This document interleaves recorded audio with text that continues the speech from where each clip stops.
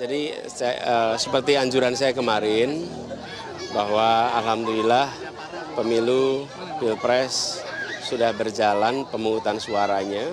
Sekarang pada fase penghitungan, karena itu saya memesankan kepada semua untuk ikut menjaga agar penghitungan berjalan dengan benar, berjalan dengan baik, dan memastikan bahwa kekurangan-kekurangan yang terjadi itu dilaporkan. Kekurangan-kekurangan yang terjadi itu macam-macam. Laporannya juga kita banyak lihat di sosial media, tapi kami minta kepada semua yang menemukan kekurangan-kekurangan di dalam pelaksanaan untuk melaporkan ke tim hukum, nanti supaya tim hukum bisa menggunakannya untuk menjadi dasar langkah-langkah berikutnya. Bagi kami yang penting adalah prosesnya berlangsung dengan jurdil. Yang senyatanya terjadi itulah yang dilaporkan. Dan yang senyatanya terjadi di lapangan itu benar-benar aspirasi rakyat. Jadi jangan sampai ada unsur tekanan atau unsur imbalan di dalam memilih. Karena pemilihan ini adalah hak rakyat. Jadi itu poin utamanya. Adapun hasil dari proses yang jujur dan adil adalah hasil yang baik. Yang penting adalah terjadi jujur dan adil, dan pemilihan itu berdasarkan pilihan warga, bukan berdasarkan tekanan, bukan berdasarkan imbalan, tapi karena apa yang ada pada hati nuraninya, dan itu harus dijaga sama-sama. Dan tim khusus ini nantinya akan terdiri dari pakar hukum, pakar IT, kemudian juga demografi, dan setelah itu mereka-mereka yang memang punya pengalaman di dalam mengungkapkan bukti-bukti material agar apa yang menjadi ketentuan pelanggaran secara terstruktur, artinya melibatkan suatu kekuasaan masif itu dengan suatu orkestrasi yang menyeluruh dan sistematis dengan orkestrasi yang menyeluruh dan dampaknya adalah masif. Ya, pemirsa, Anda kembali bergabung bersama kami dalam live event Indonesia Memilih. Kami lanjutkan perbincangannya. Tadi kita sudah dengarkan ada tanggapan. Jadi seru ya? Jadi seru. Artinya kemudian ketika ada beberapa pihak yang berkontestasi dalam Pilpres gitu, terutama menyatakan bahwa misalnya hasil quick count itu tidak bisa dianggap sebagai hasil yang diakui bersama, begitu ya. Artinya tetap masih harus menunggu proses rekapitulasi, proses yang nanti kemudian akan ditetapkan melalui pengumuman resmi di KPU. Menjadi penting untuk mengawal tapi juga mempercepat, bukan gitu. Kalau kita bicara soal proses rekapitulasi memang dikasih waktu sampai dengan 35 hari ke depan. Tapi bagaimana caranya untuk bisa mempercepat proses tersebut? Adakah cara yang bisa dilakukan? Sebenarnya 35 hari itu maksimal ya. Maksimal yang dimiliki oleh KPU untuk menghitung nasional itu 35 hari. Bisa lebih cepat kalau proses. Jadi gini, kalau di TPS ya, Pak Ucok, ini suami saya KPPS juga gitu ya, dan selesainya. Semuanya KPPS ya? Selesainya tuh jam 7 pagi, Pak. Malah kalau di TPS selesainya jam 7 pagi besoknya. Nah, jadi karena misalnya dihitung nih, nggak sinkron, angkanya kan hitung ulang lagi. Nah, kalau nggak sinkron ini banyak, nanti di kecamatan misalnya banyak nggak sinkron, itu kan harus dihitung ulang lagi gitu ya. Nah, itu bisa jadi lama prosesnya gitu. Itu kalau menghitungnya secara manual ya. Nah, makanya si rekapnya harus benar gitu loh. Si aplikasinya ini harus benar karena sumber datanya nanti cetaknya tuh dari si aplikasi si rekap ini gitu. Kalau dianya akurat, bisa membaca dengan akurat, ya tentu akan bisa lebih cepat prosesnya.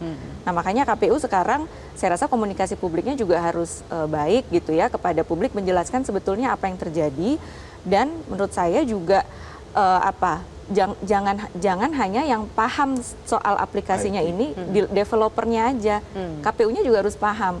Dan karena ini kontestasi politik. Tapi sejauh ini penjelasan dari KPU itu bisa diterima? Agak susah gitu ya menerima gitu ya, kan KPU memang ini ada kesalahan, tapi kan publik perlu tahu kesalahannya kenapa, ada apa dengan sistemnya gitu. Dan yang karena ini kontestasi politik, peserta pemilu tuh juga harus paham cara kerjanya gimana. Jadi jangan hanya developer yang paham, jangan hanya KPU yang paham, peserta sosial politik ini juga harus paham nih cara kerja si rekap gimana sih gitu loh. Karena gimana pun juga pemilu ini kan puncaknya dapat kepercayaan publik gitu ya. Jangan sampai kemudian karena ada masalah dalam penggunaan teknologi, ke depan kita jadi nggak mau lagi pakai teknologi gitu misalnya.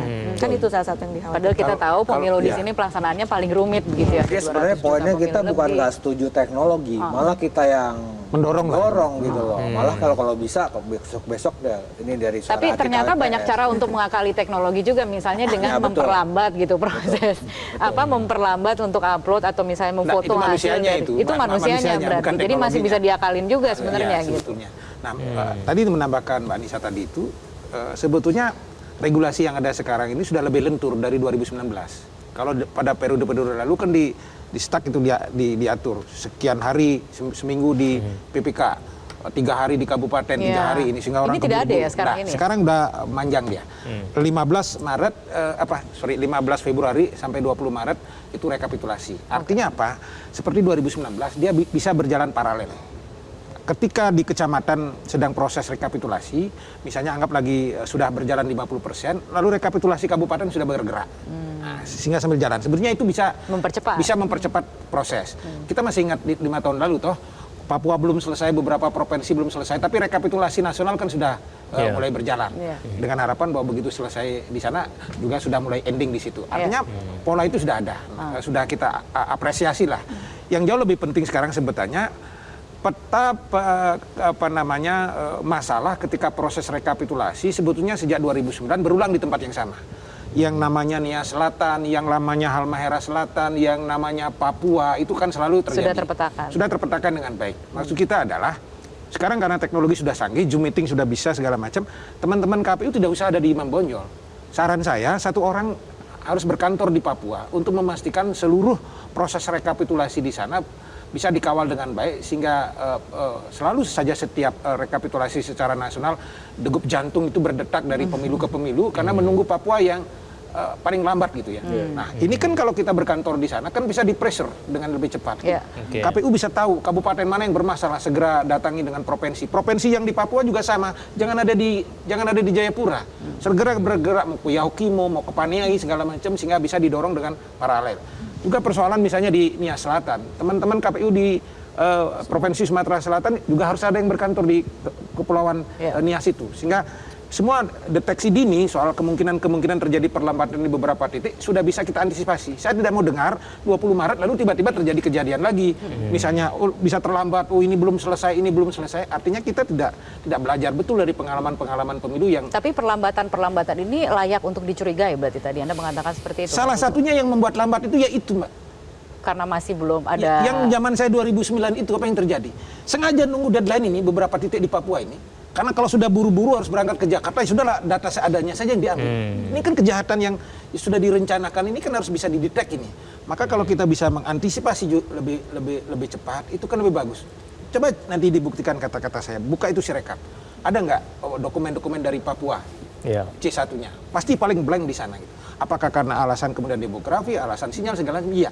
Tapi ini kan sudah transisipasi kan bisa tapi yang sengaja memperlambat itu siapa, Pak? Apa itu biasanya? Ya itu tadi saya katakan, sebetulnya kan otoritas ini ada di level penyelenggara, baik PPK maupun KPPS.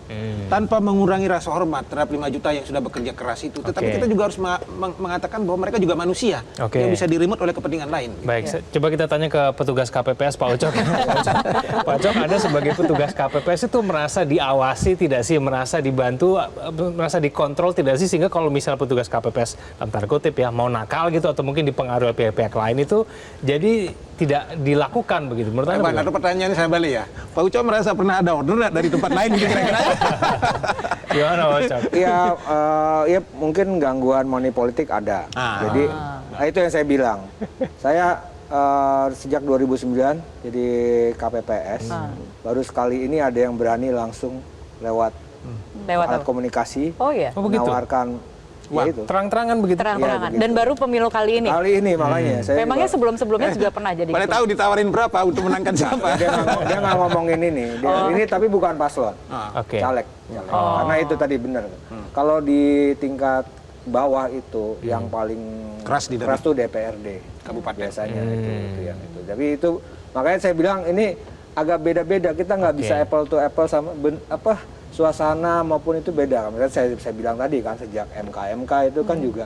Kalau sudah berani seperti itu, artinya apakah memang karena pengawasannya mulai kendor atau seperti apa? Ini kan berani lah. Saya berpikir kan ada perubahan logistik juga ya kan. Kita harus punya kecurigaan sebagai peneliti ya. Jadi memang ada energi besar daripada kontestan ini untuk berani masuk situ. Itu yang agak beda. Dan itu kan inline juga dengan lihat bansos. Ya kan bansos kita kan patron klien, bukannya hak kewargaan kita bansos, tapi kan ada patron klien, makanya munculnya kan di detik-detik tahun politik. Dan itu bukan hanya di tahun ini aja, setiap pemilu tuh pasti masuk ke situ. Tapi memang kali ini kan gede banget. Kalau misalnya Anda memutuskan mau nakal gitu, atau mau menerima tawaran itu bisa dilakukan dan kira-kira berpikir bisa lolos nggak nih? Bisa gitu nggak? Jadi gini, kalau ini kan dia minta apa Pak Cok gitu? Bantu apa gitu? Konkret dia nggak bilang itu nanti setelah pencoblosan. Jadi juga KPI-nya ada dulu dong. Bisa kalau makanya itu kan agak repotnya kata aturan KPU kan buat perorangan ya kan nggak boleh bawa foto. Nggak, artinya ini untuk mengamankan suara, memanipulasi suara, menambahkan atau seperti apa? Kira-kira dia minta suara. Minta suara ya? Intinya begitu, minta suara. Kalau di kasus saya, mungkin kasus lain bilang jangan kasih suara orang lain bisa jadi. Tapi kalau ada kasus saya dia minta suara. Minta suara. Tapi persoalannya kan adalah ini apa namanya masing-masing itu KPPS juga penyelenggara pemilu. Saya ngelihat kan semuanya ada. Itu tadi saya bilang nggak bisa kita lihat psikologis. Bawaslu dikasih tukin yang sedemikian gede 29 juta yang tingkat 1 itu 2 hari sebelum apa namanya pencoblosan. Nah itu kayak gitu kan cukup banyak gitu loh. Dan kita lihat juga bagaimana tadi ya untuk awal-awal. Makanya saya selalu lihatnya kalau jaga pemilu lihatnya harus holistik. Ya kan dari pengumpulan aparat desa ya kan di Istora, kemudian di Jawa Barat ya kan. Ada undangan dari BPD ya kan untuk pada kasus Ridwan Kamil misalnya. Memang itu semua dibantah ya, tapi kembali lagi kalau kita lihat undang-undang pemilu, koreksi saya ya Mbak ya, kan sanksi buat netralitas aparat itu sanksi moral kayak gitu loh, administrasi yang tidak berat. Artinya kalau kita banyak manfaatnya lebih banyak kalau saya ambil, mudaratnya hukumannya sanksi cuma administrasi, apalagi kalau bosnya udah tahu ini juga. Ya kita tahu lah, udah tahu lah artinya. Kira-kira kita bisa tahu lah ya. Bagaimana dugaan bahwa ini udah di setting ya artinya ya nggak apa-apa saya cuma dikasih amaret tapi nanti saya naik jabatan setelah pemilu. Bagaimana? Iya. Nah itu tuh dihitung timbang-timbang. Jadi etika itu sebenarnya udah nggak ada. Ini yang menurut saya yang agak khas sih di pemilu kali ini kalau tadi etika sudah tidak ada yang agak khas dari pemilu. Mungkin Mbak Nini melihatnya seperti apa? Artinya kalau kita melihat ini soal pengawasan, bagaimana kinerja Bawaslu? Kalau kita misalnya tadi ya Pak Ucok ditawarin gitu ya misalnya untuk mengubah suara caleg di TPS. Suaminya sendiri mungkin punya cerita. Karena gini Mas, menghitung di TPS itu kan pertama menghitung Pilpres, terus DPR dan lanjut yang lainnya. Dan itu sampai dini hari sampai tengah malam siapa yang mau ngawasin? Udah lelah semua orang di situ. Betul. Petugas juga udah lelah pasti. Saksinya partai pun juga mungkin tinggal 1-2 orang aja. Dan nggak semua 18 partai punya saksi kan. Kalaupun ada juga mungkin ya udah inilah ya kondisi badan kita ya udah dari stamina pasti udah turun, nggak ada yang ngawasin sehingga kalau udah orang nggak ngawasin ya bisa aja kan beroperasi. Apalagi kalau misalnya gini. Kalau 2019 yang lalu tuh kejadian gini karena menghitungnya sampai malam kan ada formulir yang ditandatangan saksi pengawas ya udahlah tanda tangan dulu aja tapi masih kosong formnya masih kosong supaya dia bisa pulang duluan gitu kan. Yang penting dia udah kan tanda tangannya memang harus tanda tangan basah gitu ya. Formalitas aja. Iya formalitas aja. Jadi ya memang proses penghitungan yang melelahkan sampai dini hari kalau di tempat saya sampai jam 7 pagi besoknya ya orang udah mau alert gitu juga kan udah susah gitu ya mengawasi proses yang luar biasa jadi, ini. Banyak yang belangko kosong aja jadi gitu. Isinya belakangan deh gue tanda tangan dulu gitu. Makanya dinamika kemarin itu dengan urutan semacam itu kita tahu dinamika konflik yang paling tinggi itu ada di DPRD kabupaten dan dia baru dihitung tengah malam ya. Kita bisa bayangkan di TPS saya kalau seluruh TPS yang terjadi di Indonesia presiden ini, awal tuh gampang itu. Dan kecenderungannya kemarin kita fokus ke pilpres gitu ya. Tapi legislatifnya yang prosesnya kalau dia nggak siap mental, jantungan segala macam di situ kan dia banyak yang jatuh. Ya dia jatuhnya di atas 11 ke atas kan kalau lihat dari kemarin. Kalau meninggal di situ yang akan terjadi pressure-nya dia setengah malam begitu. Karena saya coba cek Pak jam 10 malam saya lihat ya jam 10 malam saya lihat keliling lihat di TPS saya sudah sampai mana dan masih ada 3 kotak yang belum dihitung gitu loh. Artinya baru 2 kan dari jam 2 katakanlah 2 mulai menghitung setelah istirahat jam 10 tuh baru selesai 2 kotak Pilpres dan DPR. DPRD provinsi, kabupaten kota, DPD artinya belum dihitung gitu kan. Itu baru mulai jam 10 malam. Ini masih tinggal di Jabodetabek ya. Dibayangkan kalau yang di Kalimantan Barat, Sambal, pokoknya di gunung-gunung itu. Ya, tahan di situ dulu nanti kan kita lanjutkan sesaat lagi untuk mendengar cerita lainnya begitu ya. Dan terutama tentunya juga ketika kita melihat bahwa sekarang ini masyarakat dihimbau. Dan kita juga melihat banyak di sosial media yang kemudian juga mengupload, apakah itu dalam bentuk video dan lain sebagainya, viral, apakah itu surat-surat tercoblos dan lain sebagainya. Artinya kemudian sekarang masyarakat dihimbau untuk melapor ketika menemukan adanya dugaan kecurangan dan lain sebagainya. Itu yang mungkin kita akan bahas lebih lanjut untuk memastikan bagaimana kemudian ini bisa dilanjutkan di Bawaslu dan juga apakah kemudian bisa merubah hasil pemilunya sama sekali begitu ya. Jelajahi cara baru mendapatkan informasi. Download Metro TV Extend sekarang.